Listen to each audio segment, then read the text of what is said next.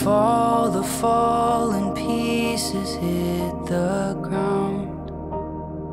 I see it in your eyes, over in my pride.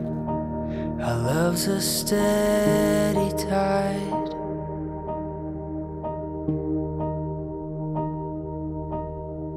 A story speaks and silences my doubt. The wind may blow, but he's built this house. Your voice so soft and strong, my husband all alone. Our love's a steady song. And I lay down everything, every part of me. I'm yours. Oh, through everything, here we stand, hand in hand. I'm yours.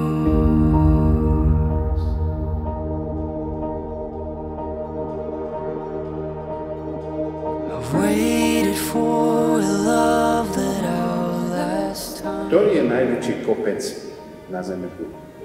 Štít. Mudro. Mount Everest. Veronika, koľko meríš? Ja som to čítal. 8848. A prvý, ktorý sa dostal na ten kopec, bol Hillary, to bol Angličan. A išiel so šerpom Tenzingom na ten kopec. A keď zišli z ten kopec, prvýkrát v histórii oni dvaja dobili tento najvyšší bod sveta. A keď zišli dole,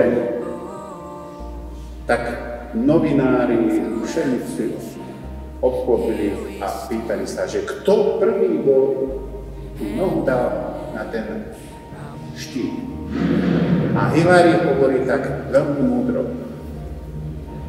Páni novinári, veľmi zlá otázka.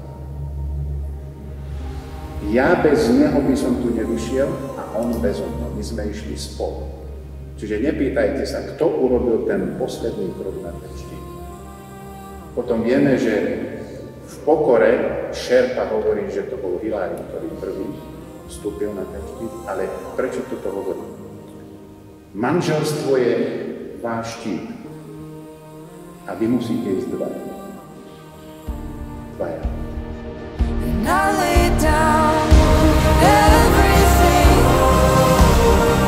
every part of me. I'm yours. Oh, through everything you spend, hand in hand. I'm yours.